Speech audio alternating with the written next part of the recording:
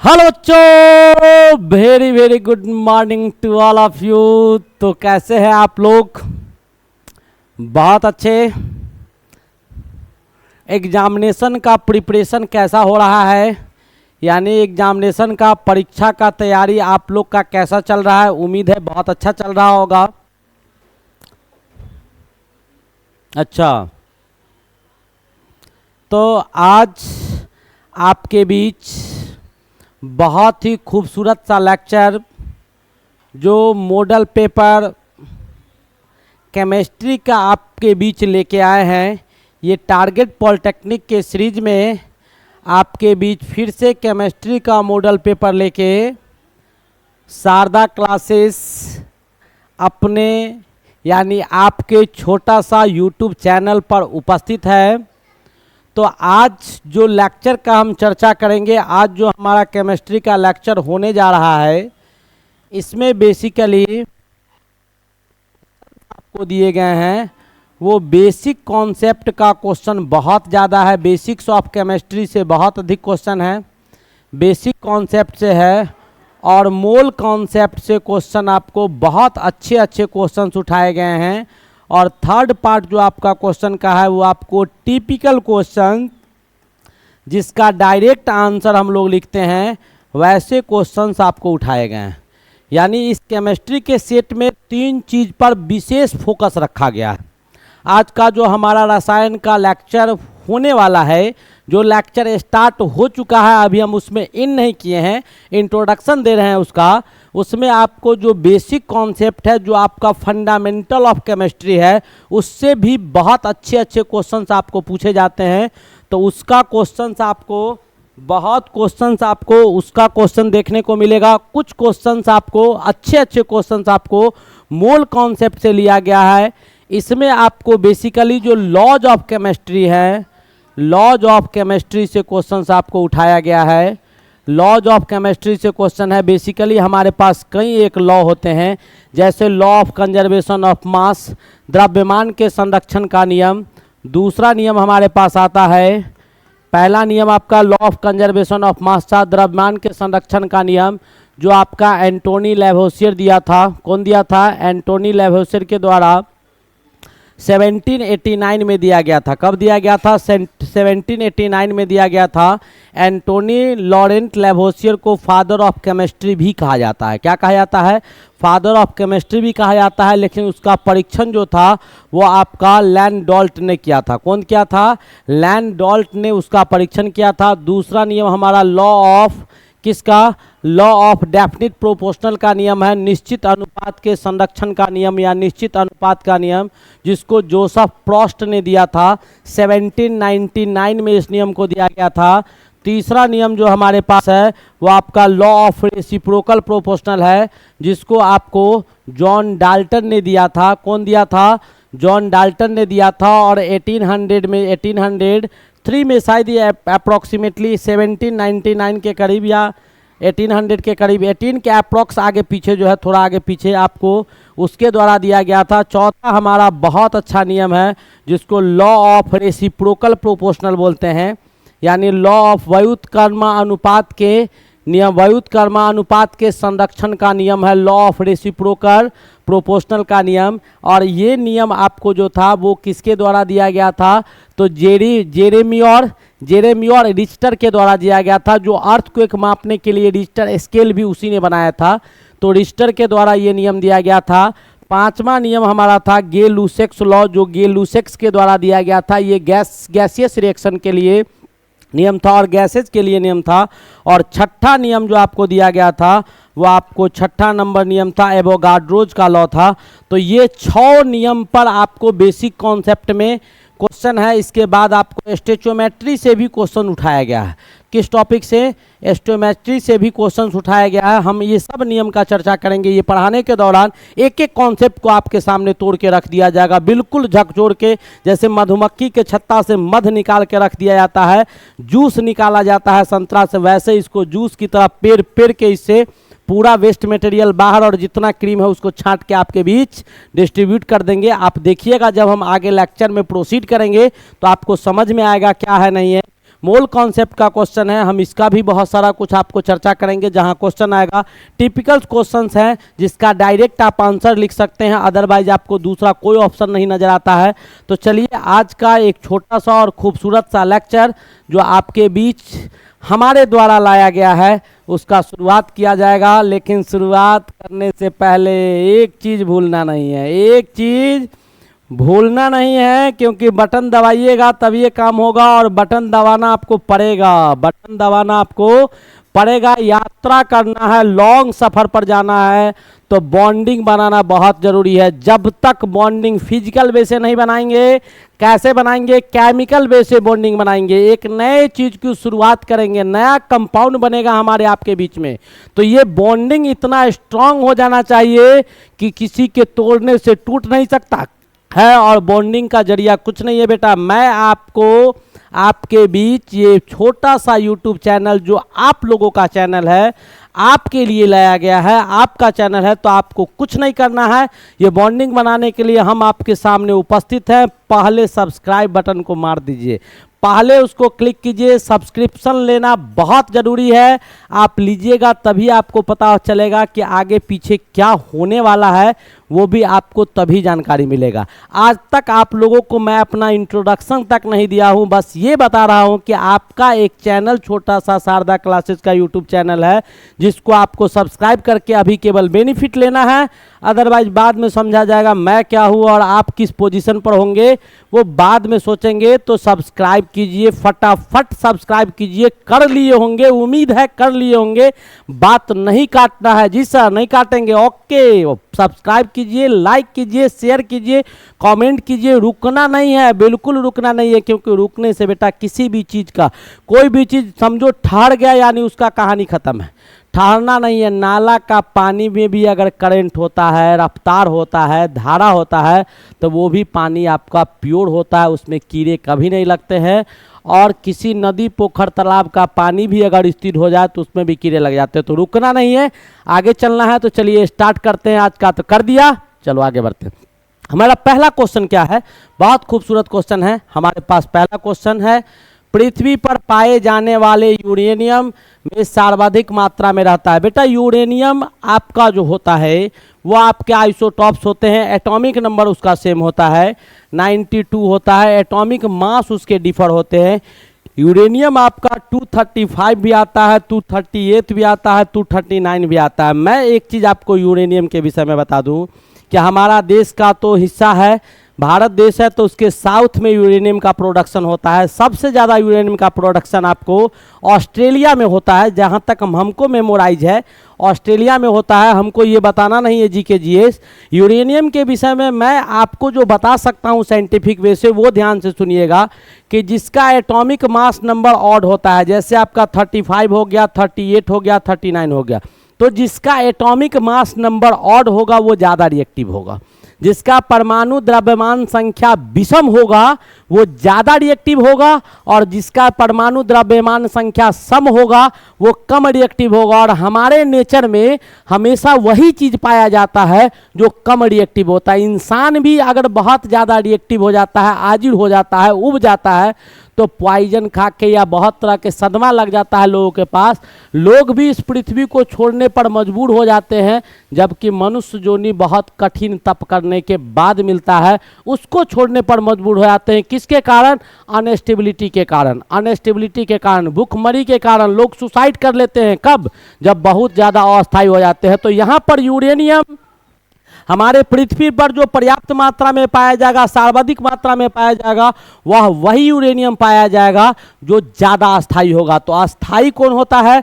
तो जिसका atomic mass number आपका इवन आएगा वो आपको स्टेबल होता है। इसका इस्तेमाल आपका यूरेनियम आपको बम में फ्यूल की तरह इस्तेमाल किया जाता है। बम जो आपका बनता है उसमें ईंधन के रूप में इस्तेमाल किया जाता है। तो इसका नहीं करते हैं, ये स्टेबल होता है। 35 का करते हैं, 39 का करते हैं।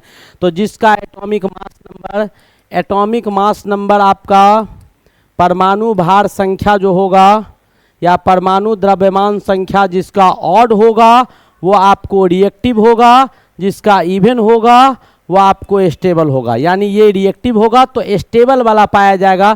तो ये यूरेनियम आपको आपके नेचर में पाया जाता है। कैसे, आपको उम्मीद है कि समझ में आ गया होगा। तो इसके बाद भी बताते हैं, अगर दूसरा एलिमेंट कोई आपको देता है आइसोटॉप्स का और आपसे पूछा जाएगा कि हमारे नेचर में सबसे ज़्यादा कौन पाया जाता है, तो आप मेरे इस बात को याद रखिएगा कि जिसका परमाणु संख्या आपको सम होता है वो आपको अधिक अस्थायी होता है उसके अपेक्षा जिसका परमाणु संख्या विषम होता है। Is it clear? बिल्कुल आपको ये कॉन्सेप्ट क्लियर हो गया होगा। फर्स्ट क्वेश्चन आपका धुआं की तरह उड़ गया। अगला क्वेश्चन की ओर हम लोग बढ़ेंगे और चलिए हमारा अगला क्वेश्चन क्या कहता है, जरा सा उस क्वेश्चन पर भी चर्चा कर लेते हैं। नेक्स्ट क्वेश्चन हमारे पास है, कहता है कि किसी परमाणु में समान संख्या में पाए जाने वाले मौलिक कण होते हैं। बेटा एटम जो होता है मौलिक कण है, तो एटम के विषय में जरा सा जानो। मैं इससे पहले बार बार एटम आके टकरा जाता है। एटम का मतलब होता है परमाणु। आपको ध्यान देना चाहिए कि परमाणु में अभी तक एट प्रेजेंट यानी जिस समय तक मैं आपको पढ़ा रहा हूँ, आप इस लेक्चर को देख पा रहे हैं, जो आपके सामने मोबाइल है या आपके सामने लैपटॉप है या किसी भी ऑन स्क्रीन बोर्ड पर आप देख पा रहे हैं हमको, अभी तक 37 सब एटॉमिक पार्टिकल्स को हम लोग खोज चुके हैं। इतने सब एटॉमिक पार्टिकल्स को हम लोग जान चुके हैं। सब एटॉमिक पार्टिकल्स यानी उप परमाणविक कण जिससे परमाणु का निर्माण होता है, जो परमाणु में पाया जाता है, 37 यानी 37 सब परमाणविक कण हम लोग जान चुके हैं, जिसमें आपका फंडामेंटल मात्र 3 होता है। जो मौलिक कण होते हैं वो आपके 3 होते हैं। पहले हम इसका चर्चा कर लेते हैं, फिर देन आफ्टर हम चर्चा किसका करेंगे, क्वेश्चन का चर्चा करेंगे, फिर हम लोग आंसर तक पहुंचेंगे। ये 3 मौलिक कण होते हैं और बाद बाकी सारे के सारे अनस्टेबल पार्टिकल्स होते हैं। अनस्टेबल पार्टिकल्स होता है जो आपको इसमें पाया जाता है, जिसमें आपको जो फंडामेंटल यानी मौलिक कण जो इसमें होगा वो मौलिक कण मात्र 3 होता है। मौलिक कण कितना होता है? 3 होता है, और तीनों में के एक इलेक्ट्रॉन होता है, एक प्रोटॉन होता है और एक आपका न्यूट्रॉन होता है। मात्र 3 मौलिक कण इसमें पाए जाते हैं। अनस्टेबल पार्टिकल्स में जो आता है आपको पॉजिट्रॉन आ जाता है। हम कुछ का नाम आपको बता देते हैं, और ज़्यादा जानकारी चाहिए तो आप शारदा क्लासेस के यूट्यूब चैनल पर भी एटॉमिक स्ट्रक्चर चैप्टर में जाके आप देख सकते हैं, वहाँ पर हम सब का चर्चा किए हैं। पॉजिट्रॉन हो गया, न्यूट्रिनो हो गया, एंटी न्यूट्रिनो हो गया, पाई हो गया, मेसॉन हो गया, ठीक है, ग्रेविटॉन, न्यूट्रल ग्रेविटॉन हो गया। ये सारे अनस्टेबल पार्टिकल्स होते हैं। ये टाले क्या होते हैं? ग्रेविटॉन हो गया। ये सारे अनस्टेबल पार्टिकल्स होते हैं। यह आपको अस्थायी कण होता है, और भी होता है पॉजिटिव, नेगेटिव, मेसॉन, ये सब। लेकिन हमारे पास मौलिक कण जो होंगे वो बेटा मौलिक कण आपके पास बहुत कम, और इसकी संख्या मात्र 3 होती है। यही मौलिक कण पाया जाता है। अब जरा सा क्वेश्चन को एक बार और रिपीट करते हैं। क्वेश्चन क्या कहता है? किसी परमाणु में समान संख्या में पाए जाने वाले कौन सा कण? मौलिक कण। तो परमाणु में मौलिक कण कितना पाया जाता है भाई? 3 गो पाया जाता है। कहानी खत्म। 3 गो पाया जाता है, इलेक्ट्रॉन, प्रोटॉन और न्यूट्रॉन। इलेक्ट्रॉन, प्रोटॉन और न्यूट्रॉन, परमाणु में पाए जाने वाले 3 मौलिक कण, इलेक्ट्रॉन, प्रोटॉन और न्यूट्रॉन। अब ये तीनों में से 2 बराबर होगा। तो एक चीज आप याद रखिएगा, मैक्सिमम एटम्स जो होते हैं वो आपको न्यूट्रल होते हैं। ज़्यादातर एटम्स आपको, जनरली एटम्स आपके क्या होते हैं, लगभग आपको सारे के सारे न्यूट्रल होते हैं। परमाणु आपका उदासीन होगा, और ये उदासीन तब होगा जब उसमें जितने नंबर ऑफ इलेक्ट्रॉन्स होंगे उतना ही नंबर ऑफ प्रोटॉन्स भी पाया जाए। यानी इलेक्ट्रॉन का संख्या अगर प्रोटॉन के बराबर हो गया, इट मीन्स आपका एटम क्या हो गया? उदासीन हो गया। परमाणु क्या हो गया? उदासीन हो गया। न्यूट्रॉन से कोई मतलब नहीं है, वो ऑलरेडी न्यूट्रल पार्टिकल्स होता है। तो इलेक्ट्रॉन जनरली प्रोटॉन के बराबर होता है। अब हमारे पास प्रोटॉन, न्यूट्रॉन है, ये ऑप्शन गलत हो गया। हमारे पास न्यूट्रॉन और इलेक्ट्रॉन है, ये भी ऑप्शन गलत हो गया। प्रोटॉन, न्यूट्रॉन और इलेक्ट्रॉन, ये भी गलत है। प्रोटॉन और न्यूट्रॉन ही, प्रोटॉन और इलेक्ट्रॉन ही होगा। तो ये भी क्वेश्चन आपको बेहतर तरीका से समझ में आया होगा, ऐसा हम अनुभव कर रहे हैं। और आप भी इस लेक्चर को देखिएगा तो आपको लग रहा होगा कि sir obviously to the point बिल्कुल राइट चीज बता रहे हैं। तो चलिए आगे बढ़ते हैं, लेकिन एक चीज और रिमाइंड करते हैं यार, सब्सक्राइब करो, मारो।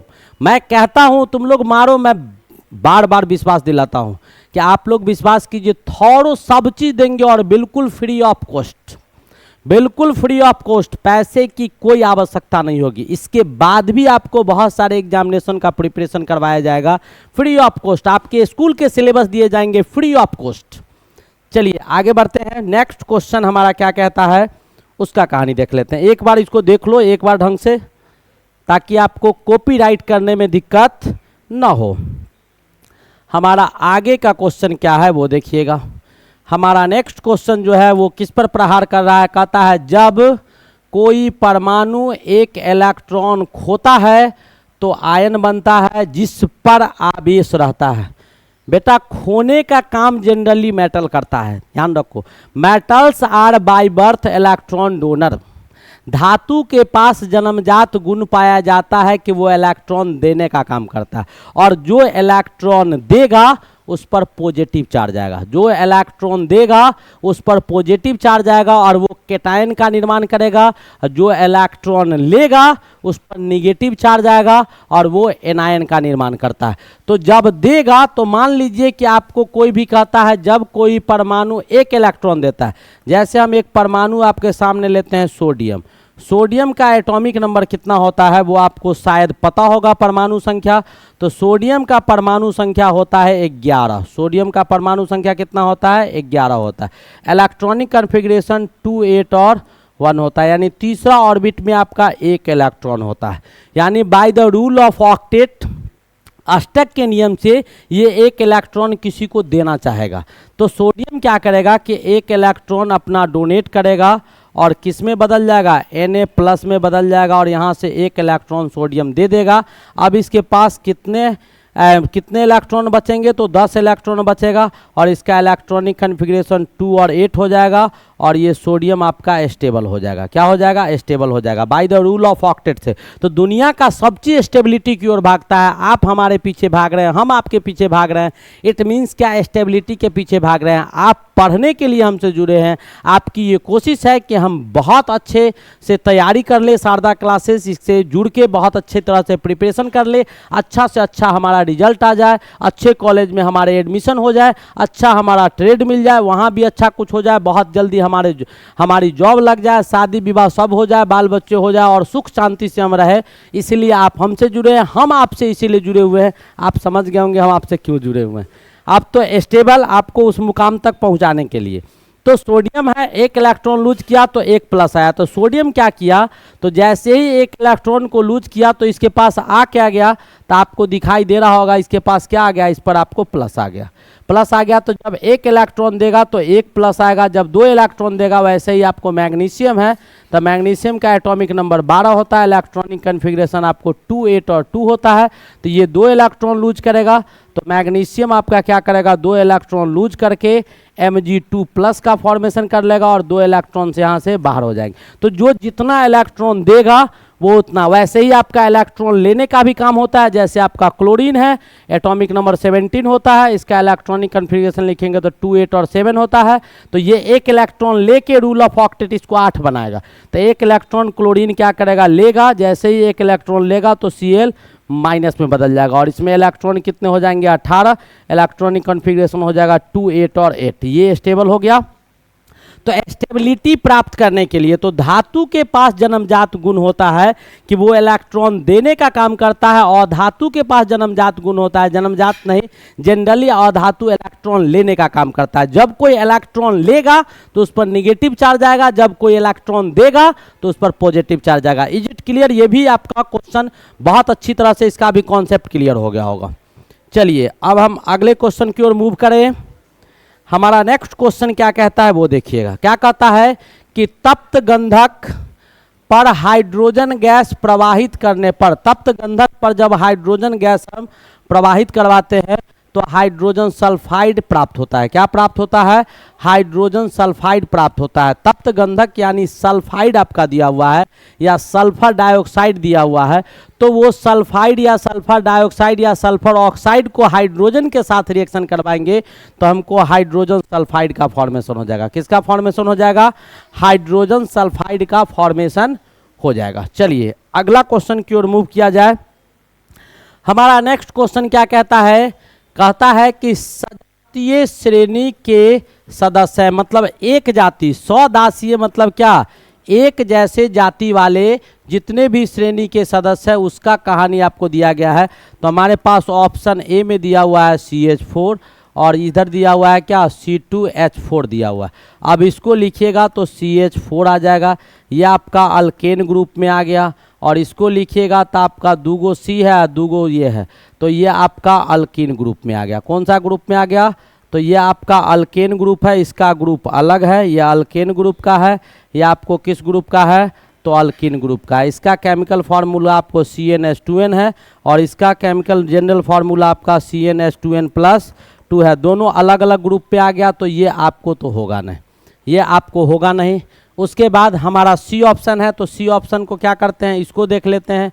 तो इसमें आपका क्या दिया हुआ है? CH4, तो CH4 का कहानी तो हम पहले ही बता दिए। और C6H6 दिया हुआ है, C6H6। CH4 आपका अल्केन ग्रुप में है, किस ग्रुप में है? अल्केन ग्रुप में है। और ये आपका बेंजीन ग्रुप में है, तो ये आपका एरोमेटिक कंपाउंड है। ये कैसा कंपाउंड है? एरोमेटिक कंपाउंड है, ठीक है, वलयित यौगिक है। कैसा यौगिक है? एरोमेटिक कंपाउंड है ये आपका। हाँ, ये अल्केन ग्रुप है। दोनों ग्रुप अलग अलग है, दोनों में कहीं से कोई समानता नहीं है, वो रिंग में पाया गया है, ये अलग है। ओपन चैन में ये नहीं होगा। आपके पास ऑप्शन नंबर बी है। बी को देखते हैं तो CH4 आपका, तो ऐसे लिखिएगा, तो ये आपका CH4 ये हो गया। C2H6 यानी 2 कार्बन और 6 हाइड्रोजन है। तो इसका कहानी आप देख लीजिए, तो इसका कहानी देखने से आपको पता चलेगा। इसका भी ये भी अल्केन ग्रुप का हो गया। और ये भी किस ग्रुप का है? अल्केन ग्रुप का है। दोनों का दोनों एक ही ग्रुप है।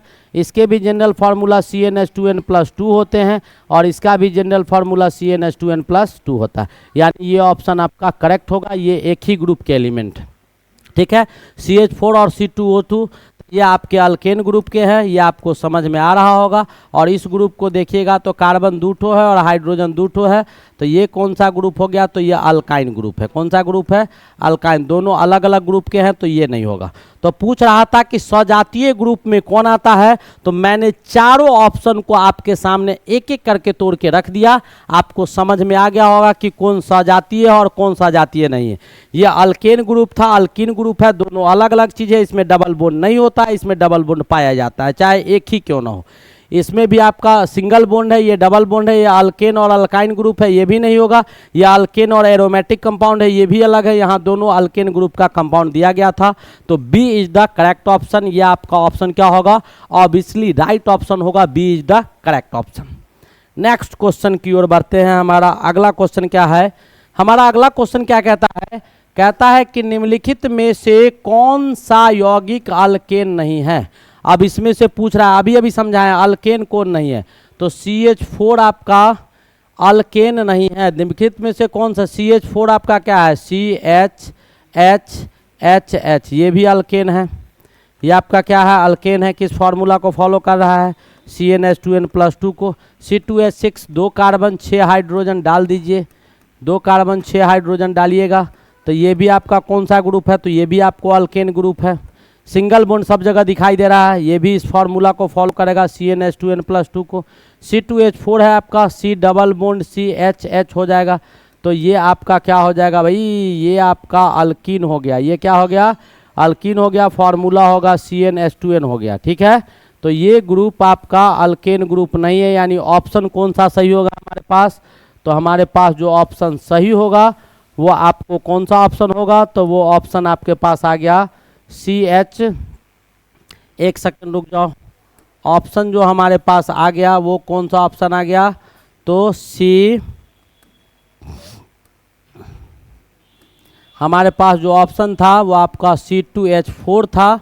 C2H4 is the correct option. C2H4 is the correct option, यानी C is the correct option. C4H10 है, इसका भी चेक कर लो। कार्बन 4 है, को 4 कार्बन डाल दीजिए, हाइड्रोजन 10 है। 1 2 3 4 5 6 7 8 9 10, टोटल का टोटल 10 है। ये भी सिंगल बॉन्ड है सब जगह, इसका मतलब ये भी आपका अल्केन है। जनरल फार्मूला CnH2n+2, यानी तीनों अल्केन का है। A अल्केन ग्रुप का है, B भी अल्केन ग्रुप का है और D भी अल्केन ग्रुप का है। तो अल्केन ग्रुप का कौन नहीं है? तो C आपका अल्केन ग्रुप का नहीं है। किस ग्रुप का है? अल्कीन ग्रुप का है। Is it clear? ये भी आपको बहुत अच्छी तरह से समझ में आ गया होगा। उम्मीद हम कर रहे हैं कि आपको अच्छी तरह से ये भी क्वेश्चन समझ में आ ही गया होगा। चलिए हम अगले क्वेश्चन की ओर मूव करें। हम अगले क्वेश्चन की ओर मूव करें। चलिए अगला क्वेश्चन हमारा क्या कहता है सो देखिए। क्या कहता है, अपचयन। अपचयन का मतलब होता है रिडक्शन।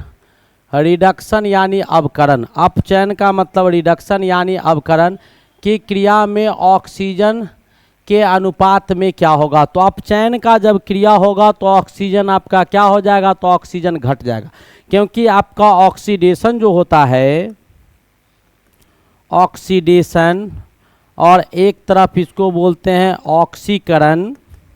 क्या कहा जाता है, ऑक्सीकरण, और दूसरा हमारे पास होता है रिडक्शन। इसको हम लोग बोलते हैं अपचयन या अवकरण। ठीक है, इसके कई कुछ रूल होते हैं जिससे आपको इसको पढ़ा जाता है। जैसे पहला नियम हमारा होता है एडिशन ऑफ ऑक्सीजन।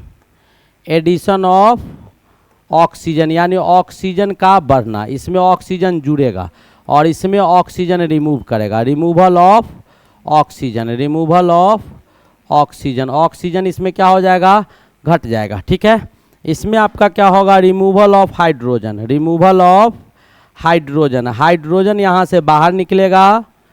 ठीक है, और यहाँ क्या होगा, addition of hydrogen, addition of hydrogen, यहाँ पर हाइड्रोजन क्या हो जाएगा, आपको जुड़ेगा। तीसरा आपका लॉस ऑफ इलेक्ट्रॉन्स। ऑक्सीडेशन में क्या होगा, इलेक्ट्रॉन्स आपको घटेंगे, यहाँ क्या होगा, गेन ऑफ इलेक्ट्रॉन्स होगा, गेन ऑफ इलेक्ट्रॉन्स होंगे। क्या होंगे, गेन ऑफ इलेक्ट्रॉन्स। ठीक है, उसके बाद आपका इलेक्ट्रोनिगेटिव एलिमेंट जो होगा, इलेक्ट्रोपॉजिटिव एलिमेंट इसमें बढ़ेगा, उसमें यहाँ पर गेन ऑफ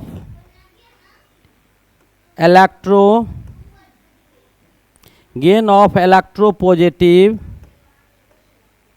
एलिमेंट, और यहाँ पर loss of electropositive element, loss of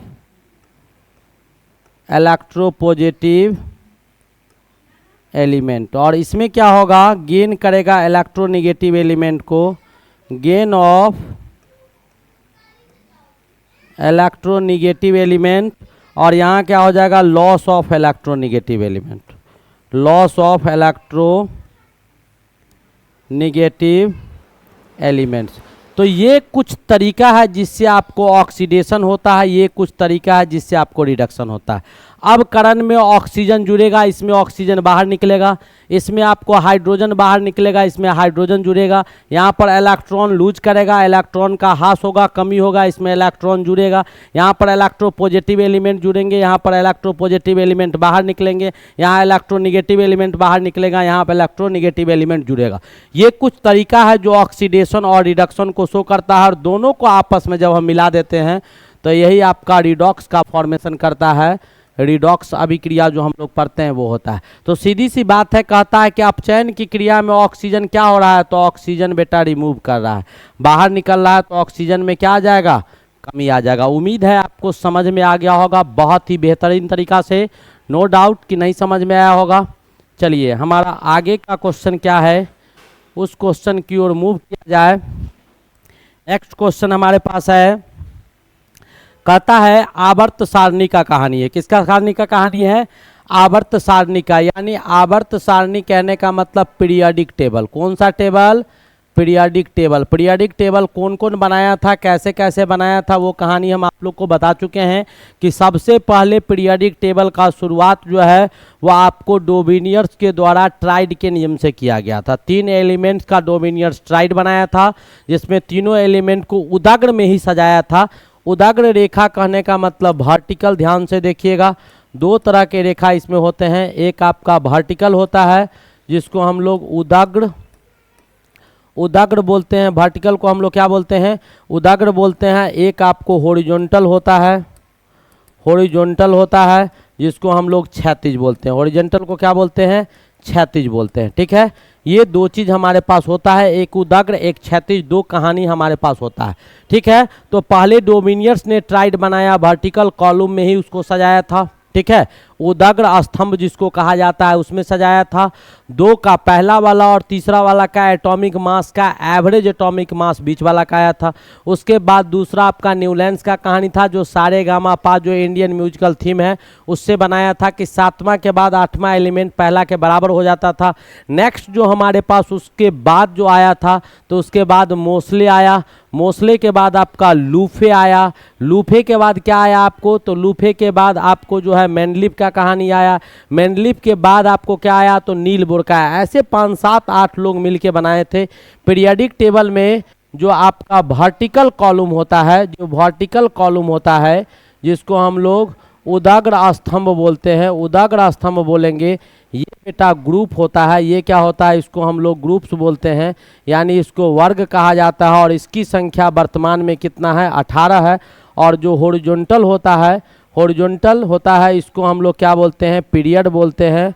Hindi में इसको आवर्त कहा जाता है, ठीक है। और इसकी संख्या जो हमारे पास होता है वो आपको 7 होता है, इसी संख्या 7 होता है। तो आपको पूछ क्या रहा है कि आवर्त सारणी के उदग्र स्तंभों को क्या कहा जाता है, तो वर्ग कहा जाता है। अभी अभी बताए हैं कि इसको क्या कहा जाएगा, ग्रुप यानी वर्ग कहा जाएगा। और इसका संख्या पूछता तो 18 होता, हॉरिजॉन्टल वाला को आवर्त कहा जाता है, इसका संख्या पूछता तो कितना होता, 7 होता। समझ में आ गया होगा, इज इट क्लियर। और भी कुछ है तो इससे जस्ट पिछले वाले लेक्चर में हम पूरा पीरियोडिक टेबल में 4 ब्लॉक पाए जाते हैं, एसपीडीएफ, कितने आपके वर्ग होते हैं वो बताए थे, कितने आवर्त होते हैं वो बताए थे। सारा कहानी पिछले लेक्चर में, इससे पहले वाला में आपको कॉन्सेप्ट क्लियर किया जा चुका है। नेक्स्ट क्वेश्चन की ओर मूव किया जाए, नेक्स्ट क्वेश्चन की ओर बढ़ा जाए। चलिए हमारा आगे का क्वेश्चन क्या है, जरा इसको ध्यान से देखिएगा। मैंने कहा था बेसिक कॉन्सेप्ट का क्वेश्चन कूट कूट के डाला गया है। अब क्या कहता है कि अमोनिया गैस निम्नलिखित समीकरण के अनुसार बनती है, बिल्कुल ठीक है। और 60 लीटर अमोनिया गैस बनाने के लिए हाइड्रोजन गैस की आवश्यकता होगी। तो चलिए बेटा बना लेते हैं पहले, ये तो दिया है, नहीं भी देता तो हम बना के दिखाते। नाइट्रोजन गैस का रिएक्शन हाइड्रोजन गैस के साथ करवाते हैं तो हमारे पास जो गैस बनता है वो आपका अमोनिया गैस का फॉर्मेशन होता है। इज इट क्लियर, यहाँ तक क्लियर है, ऑब्वियसली क्लियर होगा। अब इसको बैलेंस कीजिए, नाइट्रोजन इधर 2 है इधर 1 है तो 2 से मल्टीप्लाई कर दीजिए, 2 नाइट्रोजन हो गया। हाइड्रोजन इधर 2 है इधर 3 2 जा 6 हो गया तो 3 से मल्टीप्लाई कर दीजिए, ठीक है। यहाँ कुछ नहीं है तो अंडरस्टूड है 1 होगा। अब इसका स्टोइचियोमेट्री लिखो, क्या लिखो, गैस है तो गे-लुसेक्स का लॉ लगाओ, स्टोइचियोमेट्री लिखो तो ये आपका 1 मोल हो गया। क्या हो गया, 1 मोल। ये यहाँ पर जो ब्लू कलर से लिखा गया है ये आपका 3 मोल हो गया और ये आपका कितना हो गया, 2 मोल हो गया। आपको गे-लुसेक्स बताया था कि equal number of moles contents equal number, इसका मतलब ये हो गया कि अगर मान लो कि इसको हम 1 ml लिखेंगे तो 1 ml नाइट्रोजन को 3 ml हाइड्रोजन के साथ रिएक्शन करवाएंगे तो 2 ml हमारा क्या बनेगा, अमोनिया बनेगा। 1 ml इसको लेंगे तो 3 ml ये लेंगे तो 2 ml हमारा अमोनिया बनेगा, ऐसा गे-लुसेक्स ने बताया था, ठीक है, गैसियस लॉ में, ठीक है। अब इसके बाद अगर ये 1 लीटर लेंगे को नाइट्रोजन गैस तो 3 लीटर हाइड्रोजन गैस लेना होगा तो 2 लीटर आपका क्या बनेगा, अमोनिया बनेगा। हमारे पास क्या दिया हुआ है, 60 लीटर आपका अमोनिया गैस बनाना है तो ये कितना हो जाएगा, तो ये आपको 60 लीटर हो जाएगा। तो ये कितना लगेगा, ये 2 था तो ये 3 है, ये 60 लीटर तो ये आपको लगेगा 30 लीटर यानी इसका आधा, और इसका 1 गुना बढ़ेगा तो ये कितना लगेगा, 90 लीटर। यानी इसको काटिएगा तो 1, 3 और 2 में आ जाना चाहिए। तो 60 लीटर अमोनिया गैस बनाना है तो आपको लेना कितना होगा, कौन सा, ये जो आपको हाइड्रोजन लेना होगा वो कितना लेना होगा, तो 90 लीटर हाइड्रोजन आपको लेना होगा 60 लीटर अमोनिया गैस बनाने के लिए। इज इट क्लियर, हमारे ख्याल से आपको क्लियर हो गया होगा, क्योंकि आपको 2 मोल बन रहा था तो यानी 2 लीटर ये बन रहा था तो 3 लीटर ये चाहिए था, यानी 2 लीटर आपको यहाँ से भी लिख सकते हैं कि 2 लीटर अमोनिया गैस बनाने के लिए आपको कितने की आवश्यकता थी, तो आपका 3 लीटर हाइड्रोजन गैस चाहिए था, ठीक है। तो 1 लीटर आपको नाइट्रोजन अमोनिया गैस बनाना था तो कितना चाहिए था, तो 3/2 लीटर हाइड्रोजन की आवश्यकता हुई। और कितना बनाना है हमको, तो 60 लीटर हमको अगर बनाना होगा तो कितना होगा, तो 3/2 आई इंटू 60 लीटर आपको हाइड्रोजन गैस की आवश्यकता होगा, 2 से काटिए 30 टाइम में, तो कितना हो जाएगा, तो 90 लीटर आपको हाइड्रोजन गैस बनेंगे। कितने लीटर बनेंगे, 90 लीटर। आप ऐसे भी यूनिटी मेथड से बना सकते हैं। तो ये आपको लॉ, बेसिक जो लॉ हमारा 5-6 हम शुरू में जो चर्चा किए थे उसी कॉन्सेप्ट से क्वेश्चन था। तो उम्मीद है कि आपको समझ में आ गया होगा। बिल्कुल नहीं लग रहा होगा आप लोगों के हम केमिस्ट्री पढ़ रहे हैं। क्या पढ़ रहे हैं, केमिस्ट्री पढ़ रहे हैं, एकदम स्लोली स्लोली। लोग कहता है कि क्या ये क्या है यार, कुछ नहीं है। जो समझ में आ गया वो सबसे आसान है, जो ना समझ में आया वो ना समझ यानी सबसे परे हो जाता है, वो हमारे लिए कठिन हो जाता है। चलिए आगे पढ़ते हैं। इसको समझ गए होंगे। नेक्स्ट क्वेश्चन की ओर मूव किया जाए। हमारा अगला क्वेश्चन क्या कहता है, धोबिया सोडा।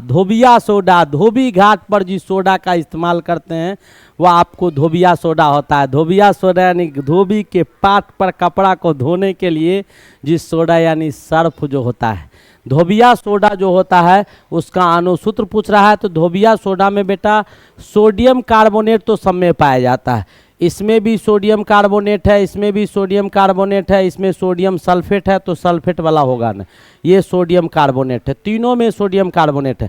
लेकिन धोबिया सोडा में 7 मोल आपका वाटर होता है। 7 मोल क्या होता है, वाटर होता है। ये आपका करेक्ट ऑप्शन है, अदरवाइज सारे के सारे आपके गलत ऑप्शन है। इसका कहानी हम ऑलरेडी पहले भी आप लोग को बता चुके हैं। तो चलिए हमारा अगला क्वेश्चन क्या है, जरा गौर से देखिए क्वेश्चन को। ये क्वेश्चन आप लोग बनाइए फटाफट, तब तक हम थोड़ा जल सेवन करें।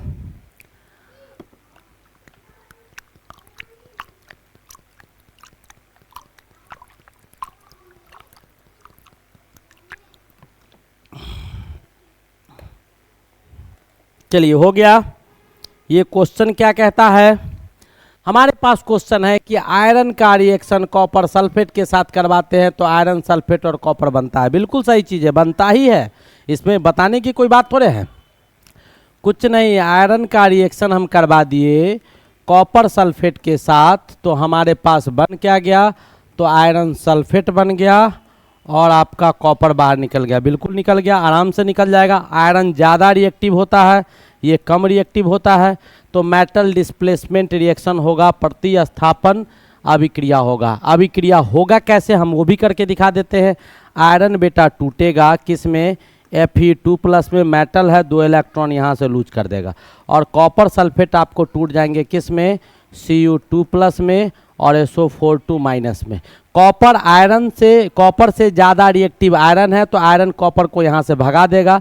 तो क्या कर देगा, तो ये कॉपर क्या करेगा, यहाँ से आयरन क्या करेगा कि भाई तू भाग जाओ, ये इसके साथ रिएक्शन कर लेगा और ये कॉपर 2 इलेक्ट्रॉन लेके ये इसके साथ रिएक्शन करके ये बना लेगा और ये जो है आपका कॉपर 2 इलेक्ट्रॉन लेके यहाँ बाहर निकल जाएगा। तो हमारे पास ये बना। और कौन सा रिएक्शन हुआ, तो मेटल डिस्प्लेसमेंट रिएक्शन, जिसको प्रतिस्थापन प्रतिक्रिया भी कहा जाता है या अभिक्रिया भी कहा जाता है या धातु विस्थापन अभिक्रिया भी कहा जाता है। Is it clear? बहुत आसानी से ये क्वेश्चन आपको क्लियर हो गया होगा, इसमें कोई डाउट नहीं है।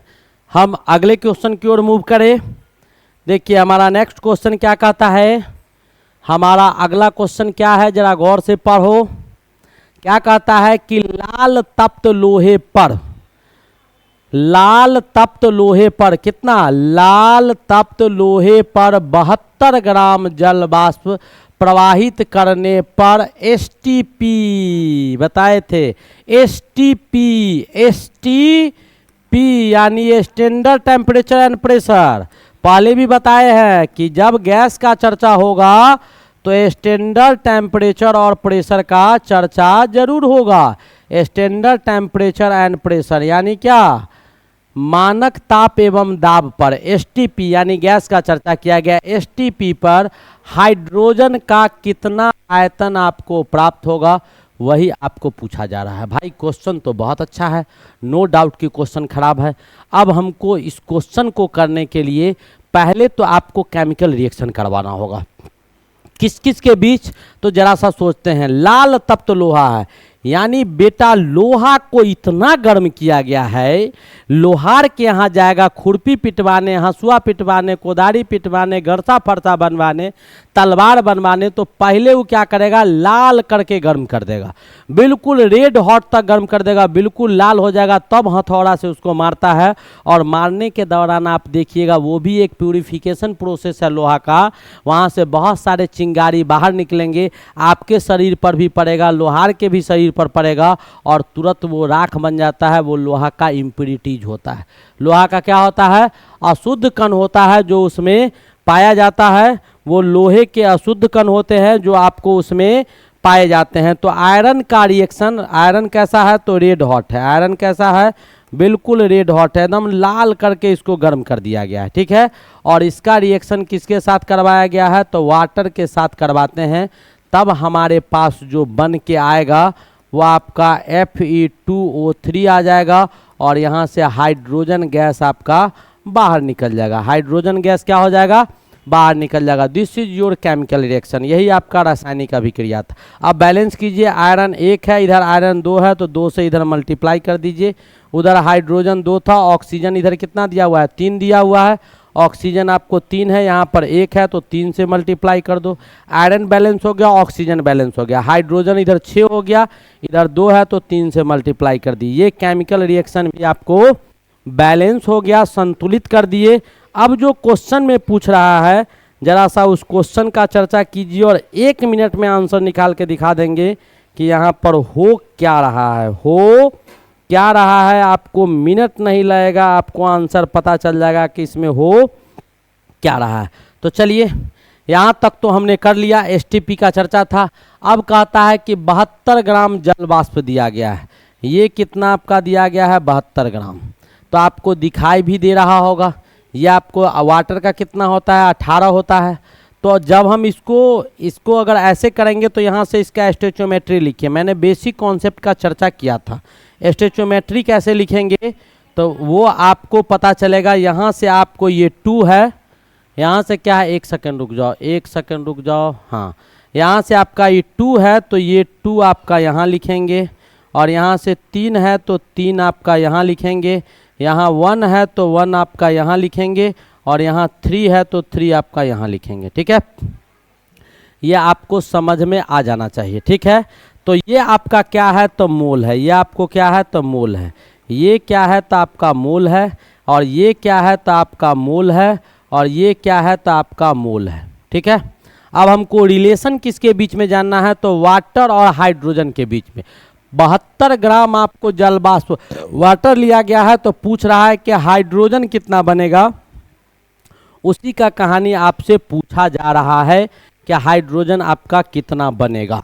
तो चलिए हम चर्चा कर लेते हैं। तो आपका ये जो दिया गया है वो आपका कितना मोल दिया गया है, तो 3 मोल दिया गया है, और ये भी कितना मोल है, तो 3 मोल है, ठीक है। तो 3 मोल आपका दिया गया है, और मास आपके क्वेश्चन में दिया गया है। तो नंबर ऑफ मोल्स निकालेंगे, तो नंबर ऑफ मोल्स कैसे आएगा, तो हाइड्रोजन के लिए नंबर ऑफ मोल्स बराबर गिवन वेट। तो वेट कितना दिया गया है, 72 ग्राम। मॉलिकुलर वेट जो वाटर का होगा, वाटर का मॉलिकुलर वेट, तो हाइड्रोजन का मास 1 होता है, तो 1 गुने 2 है तो 2 हो जाएगा, ये 16 हो गया, यानी 18 ग्राम हो गया। कितना हो गया, 18 ग्राम। अब 18 ग्राम ये कर देंगे, इसको काट देंगे, तो 18 चौक 72, यानी 4 आपका नंबर ऑफ मोल्स आ जाएगा, ठीक है। कितना मोल आ जाएगा, 4 मोल। तो हम यहाँ से क्या करेंगे, जब 3 मोल वाटर लेते हैं तो 3 मोल आपका क्या बन रहा है, 3 मोल वाटर लेते हैं तो 3 मोल हाइड्रोजन गैस बन रहा है, जैसा कि आप देख पा रहे हैं। 3 मोल तो 3 मोल, इसका मतलब आपका 3 मोल वाटर आपका लिया जाता है, तो आपका 3 मोल क्या बनता है, हाइड्रोजन गैस बनता है। 3 मोल हाइड्रोजन गैस बन रहा है, ठीक है। अब वाटर कितना, तो 72 ग्राम लिया गया है जल, यानी कितना मोल लिया गया है, 4 मोल। तब यहाँ पर अगर 1 मोल वाटर लेंगे तब कितना होगा, तो 1 मोल आपका बन जाएगा, 3/3 कट जाएगा, हाइड्रोजन गैस 1 मोल होगा। और जब 4 मोल हम वाटर लेंगे तो ये कितना मोल बनेगा, तो 4 मोल आपका हाइड्रोजन बन जाएगा। कितना बन जाएगा, 4 मोल हाइड्रोजन गैस का फॉर्मेशन होगा। जब 72 ग्राम वाटर मीन्स 4 मोल वाटर, और 4 मोल वाटर मीन्स 4 कैसे, तो इससे लाएं, स्टोइचियोमेट्री से लाएं, ठीक है। अब 4 में तो 4 मोल, तो 1 मोल हाइड्रोजन का 1 मोल H2 गैस का वॉल्यूम कितना हो जाएगा, तो 22.4 लीटर जो मोलर वॉल्यूम होता है। तो कितना मोल है, तो 4 मोल है। तो 4 मोल हाइड्रोजन गैस अगर ले लेंगे तो इसके वॉल्यूम कितना हो जाएगा, तो 22.4 गुने 4 लीटर हो जाएगा। इसको गुना कीजिएगा, 4 चौका 16, 22 चौका 88, 89.6 लीटर। इतना लीटर आपको क्या लेना होगा, 89.6 लीटर आपको हाइड्रोजन गैस का फॉर्मेशन हो जाएगा।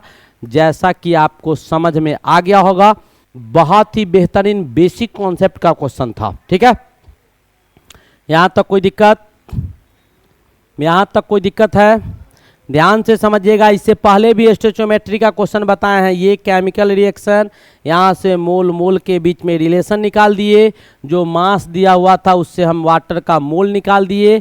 यहाँ 3 मोल में 3 मोल बनता है, तो 4 मोल आपका जल लिया गया था, तो 4 मोल वाटर हाइड्रोजन बना, 4 मोल हाइड्रोजन बना। तो 1 मोल का मोलर वॉल्यूम कितना होता है, 22.4। तो 4 मोल का कितना होगा, 22.4 गुने 4 हो जाएगा, जैसा कि आपको दिखाई दे रहा होगा। चलिए नेक्स्ट क्वेश्चन की ओर मूव किया जाए। हमारा अगला क्वेश्चन क्या कहता है वो ध्यान से देखिएगा। क्या कहता है, N2 के बंधन निर्माण में संपूर्ण इलेक्ट्रॉनों की, यानी नाइट्रोजन N2 जो आपका दिया गया है, इसमें 2 नाइट्रोजन के बीच में बॉन्ड बनेंगे। तो आपको पता होना चाहिए, हम कुछ और एक्सप्लेन करके समझाए तो आपको समझ में आएगा। नाइट्रोजन जो होता है उसका एटॉमिक नंबर 7 होता है, इलेक्ट्रॉनिक कन्फिग्रेशन 2 और 5 होते हैं। ठीक है, ये 3 इलेक्ट्रॉन लेकर अपने ऑक्टेट को पूरा करता है, 5 देता नहीं है। इसका मतलब नाइट्रोजन का वैलेंसी जो हो जाएगा, नाइट्रोजन का क्या हो जाएगा, जो वैलेंसी हो जाएगा वो आपका क्या हो जाएगा, तो नाइट्रोजन का वैलेंसी 3 हो जाएगा, वैलेंसी 3 हो जाएगा। और वैलेंस इलेक्ट्रॉन जो इसमें हो जाएंगे, वाह्यतम इलेक्ट्रॉन्स जो हो जाएगा नाइट्रोजन में, वो वाह्यतम इलेक्ट्रॉन्स आपके 5 हो जाएंगे। अंतिम कक्षा में 5 इलेक्ट्रॉन है, वैलेंसी 3 होगा। तो बॉन्ड कितना बनाएगा, तो 3 बॉन्ड्स बनाएगा। कितना बॉन्ड बनाएगा, 3 बॉन्ड बनाएगा। 3 वैलेंसी है तो 3 गो बंधन बनाएगा। कितना बनाएगा, 3 गो बंधन बनाएगा। इट मीन्स कि और 1 लोन पेयर पाया जाएगा। तो नाइट्रोजन आपका 3 बॉन्ड बनाता है और एगो लोन पेयर लगता है। लोन पेयर ऑफ इलेक्ट्रॉन्स वैसे इलेक्ट्रॉन के पेयर होते हैं जो केमिकल बॉन्ड फॉर्मेशन में पार्टिसिपेट नहीं करता है। रासायनिक बंधन के निर्माण में इलेक्ट्रॉन का जो पेयर पार्टिसिपेट नहीं करता है, भाग नहीं लेता है, उसी को हम लोग लोन पेयर ऑफ इलेक्ट्रॉन बोलते हैं। चलिए, अब यहाँ पर 2 नाइट्रोजन है, तो 2 नाइट्रोजन के बीच आप बॉन्ड बनाइएगा, तो ये बॉन्ड बनेगा। अब पूछ रहा है कि इसमें इलेक्ट्रॉन्स कितने लगेंगे, तो आपको एक चीज़ पता होना चाहिए, मैंने इससे पहले भी एक्सप्लेन किया है, कई एक बार बताया है कि एक बॉन्ड के फॉर्मेशन में, 1 बॉन्ड फॉर्मेशन में, यानी सिंगल बॉन्ड जो बनेगा, सिंगल बॉन्ड के फॉर्मेशन में कितने इलेक्ट्रॉन चाहिए, 2 इलेक्ट्रॉन चाहिए। तो यहाँ पर इलेक्ट्रॉन कितना हो जाएगा, तो 1 गो, 2 गो, 3 गो, 4 गो, 5 गो, 6 गो। तो टोटल 3 बॉन्ड है, तो 3 बॉन्ड के फॉर्मेशन में कितना इलेक्ट्रॉन होगा, तो 6 इलेक्ट्रॉन की आवश्यकता होगी, तब जाके N2 के बीच आपका 3 बॉन्ड बनेगा। एक लोन पेयर ये भी रखेगा और एक लोन पेयर ये भी रखेगा, ये बॉन्ड में पार्टिसिपेट नहीं करेगा। चलिए, यहाँ तक समझ में आ गया होगा। बहुत ही खूबसूरत और बहुत अच्छा क्वेश्चन था, बहुत इंटरेस्टिंग लेक्चर जा रहा है। लेकिन याद रखो, जो सब्सक्राइब नहीं किया है बेटा सब्सक्राइब करो। मैं बार बार कह रहा हूँ, बहुत बेहतरीन कॉन्सेप्ट देंगे। अभी तो केवल क्वेश्चन चल रहा है, जब कॉन्सेप्ट पढ़ोगे तो इतने अच्छे से एटॉमिक स्ट्रक्चर को जाके तो देखो तुम लोग, कितने अच्छे से पढ़ाएं। बहुत अच्छा अच्छा रिजोल्यूशन और बहुत अच्छे अच्छे डायग्राम देते हैं। एक एक चीज़ प्रैक्टिकल आपको करके दिखा देते हैं कि इलेक्ट्रिक फील्ड कैसे है, वायर से करंट कैसे जा रहा है। ये आपको थ्योरी जब पढ़ाते तो मैं आपको इमेजिनेशन वाला डायग्राम लाता यहाँ पर, और वहाँ से दिखाता कि नाइट्रोजन कैसे कैसे बॉन्ड बना रहा है, वो सब करके दिखाते आपको। चलिए स्टार्ट करते हैं। लेकिन जो सब्सक्राइब, लाइक, शेयर करना आप लोग नहीं भूलिएगा, मैं बार बार रिमाइंड करता हूँ। चलिए आगे बढ़ते हैं। हमारा नेक्स्ट क्वेश्चन क्या कहता है, 23 ग्राम यानी 23 ग्राम सोडियम एथाइल अल्कोहल के साथ अभिक्रिया करता है। 23 ग्राम सोडियम इथाइल अल्कोहल के साथ अभिक्रिया कर रहा है। 23 ग्राम सोडियम कहता है जनित हाइड्रोजन गैस का आयतन पूछ रहा है। यहाँ पर भी हाइड्रोजन गैस आया तो एसटीपी आया। मैंने पहले भी चर्चा किया था कि एसटीपी जो जब कभी भी गैस का चर्चा होगा तो एसटीपी आएगा, स्टैंडर्ड टेम्परेचर प्रेशर। तो इसमें भी बेटा वही आयरन वाला कहानी है, इससे पहले जो किए हैं वही कहानी है। तो पहले आपको केमिकल रिएक्शन करवाना होगा। क्या करवाना होगा? Chemical reaction. जो क्वेश्चन कह रहा है जरा सा आप लोग फटाफट केमिकल रिएक्शन करवा के दिखाइए, जल्दी करवाइए केमिकल रिएक्शन। एक लाइन का ये भी क्वेश्चन है। इथाइल अल्कोहल का रिएक्शन सोडियम के साथ करवाना है तो करवाइए। इथाइल अल्कोहल क्या है? C2H5OH का रिएक्शन सोडियम के साथ करवाएंगे तो C2H5ONA का फॉर्मेशन होगा, प्लस आपको हाइड्रोजन गैस यहाँ से बाहर निकल जाएंगे। क्या हो जाएगा? हाइड्रोजन गैस यहाँ से बाहर निकल जाएगा। यही आपका केमिकल रिएक्शन होगा। अब फटाफट इसको क्या कीजिए आप लोग? बैलेंस करवाइए। फटाफट इसको क्या करवाइए? बैलेंस कीजिए फटाफट, और स्टोइचियोमेट्री लिख के जो कहानी है उसको ख़त्म कर लेंगे। चलिए अब इसको बैलेंस करने पर चलते हैं। कलर चेंज कर देते हैं। आपको एक सोडियम है, अच्छी बात है। C2H5 आपका इधर जो आपका कार्बन है 2 है, इधर भी कार्बन 2 है, ठीक है। हाइड्रोजन इधर 5 है, 1 6 है, और हाइड्रोजन इधर 5 2 7, 7 गो हाइड्रोजन उधर है, 6 गो इधर है। सीधी सी बात है। तो 6 7 का अंतर है। तो हम ऐसा करते हैं कि यहाँ पर आपको 2 कर देते हैं और यहाँ पर भी 2 कर देते हैं। कार्बन 4 हो गया, यहाँ भी कार्बन 4 हो गया, हाइड्रोजन 6 दूनी 12 हो गया, और यहाँ पर सोडियम 2 गो हो गया तो 2 गो यहाँ का डाल दिए। यहाँ पर 2 गो ऑक्सीजन, ठीक है। सब तो बैलेंस हो गया। सोडियम बैलेंस, सही बात है। कार्बन 4 बैलेंस हो गया। ऑक्सीजन 2 बैलेंस हो गया। बचा हाइड्रोजन, इधर 12 है और इधर 2 है, तो इधर 6 से मल्टीप्लाई कर दीजिए। यानी आपका ये केमिकल रिएक्शन क्या हो गया? बिल्कुल बैलेंस हो गया। बैलेंस करने की आवश्यकता अब हमको नहीं पड़ेगी। बैलेंस करने की आवश्यकता अब हमको क्या होगा? नहीं पड़ेगा। तो फटाफट बैलेंस करने के बाद आपसे पूछ क्या रहा है? जनित हाइड्रोजन गैस का आयतन पूछ रहा है। C2H5OH 5 दूनी 10 2 12, और उधर हाइड्रोजन गैस था। अब इसका स्टोइचियोमेट्री लिखो। क्या लिखो? स्टोइचियोमेट्री इसका लिखेंगे। कैसे? तो ये आपका 2 मोल, ये आपका 2 मोल, यानी 2 मोल इथाइल अल्कोहल 2 मोल सोडियम के साथ मिलता है। तो 2 मोल सोडियम इथेनोएट का निर्माण इथेनोएट का निर्माण करेगा, और 6 मोल आपका हाइड्रोजन गैस बाहर निकलेगा। तो 2 मोल में 6 मोल बन रहा है। 2 मोल सोडियम लेते हैं तो 6 मोल, और सोडियम का मास कितना होता है? 23। तो 23 ग्राम आपका है। तो नंबर ऑफ मोल सोडियम का कितना दिया हुआ है? 23 ग्राम में कितना मोल होगा? तो गिवन वेट आपका 23 ग्राम है, और आपका मॉलिकुलर वेट भी सोडियम का 23 ग्राम होता है, यानी 1 मोल हो जाएगा। यहाँ से पता चला कि जब 1 मोल ये लेंगे, ये 2 मोल था तो 6, ये 1 मोल होगा तो ये कितना होगा? इसका आधा हो जाएगा, 3 मोल हो जाएगा। कोई दिक्कत? ये आपका 3 मोल हो गया। यहाँ तक हमारे ख्याल से कोई दिक्कत आपको नहीं होना चाहिए। अच्छा, बैलेंसिंग गड़बड़ है, ध्यान दो। इधर 5 दूनी 10 हाइड्रोजन था, 2 ही हाइड्रोजन वहाँ होगा बेटा। बहुत ब्लंडर है, तुम लोग भी नहीं बताया। तो यहाँ पर आपको 2 ही मोल होगा। ध्यान से देख लीजिएगा, यहाँ पर गड़बड़ लिखा हुआ था। हाइड्रोजन 12 पुर रहा है, इधर 6 3 4 6 दूनी 12 था, यहाँ 10 इधर है, तो 1 ही मोल ये बनेगा। ये कितना बन जाएगा? तो ये आपको 1 ही मोल बन जाएगा। इसको भी देख लो जरा सा। तो ये आपको 1 मोल, यहाँ कुछ नहीं है तो 1 है। चलिए हम जरा टॉपिक पर आ जाते हैं। जैसे लिखे हुए थे ये 1 मोल हो जाएगा, 1 मोल, यानी 2 मोल तो ये 1 मोल, तो 1 मोल तो ये क्या हो जाएगा? आधा हो जाएगा। ये 1 हो जाएगा तो ये आपका कितना हो जाएगा? बिल्कुल आपको आधा हो जाएगा। ये कितना हो जाएगा? आधा मोल हो जाएगा, आधा मोल हो जाएगा। कोई दिक्कत है? अब 1 मोल अगर ये होता तो 1 मोल में कितना लीटर बनता? 22.4 लीटर बनता। तो आधा मोल अगर कर देंगे तब कितना हो जाएगा? 22.4/2 लीटर, यानी 11.2 लीटर आपको क्या बनेगा? हाइड्रोजन गैस कितना बन जाएगा? 11.2 लीटर बन जाएगा। तो ये भी आपके बहुत ही बेहतरीन और खूबसूरत क्वेश्चन था, जैसा कि आपको समझ में आ गया होगा। बहुत ही अच्छा क्वेश्चन था, ठीक है। कि 23 ग्राम सोडियम, तो ये स्टोइचियोमेट्री बेटा ऑपरेशन कर देता है, किसी भी केमिकल रिएक्शन को पूरा खोल के रख देता है। जैसे डॉक्टर पहले, अब तो लेजर सर्जरी है, पहले ओपन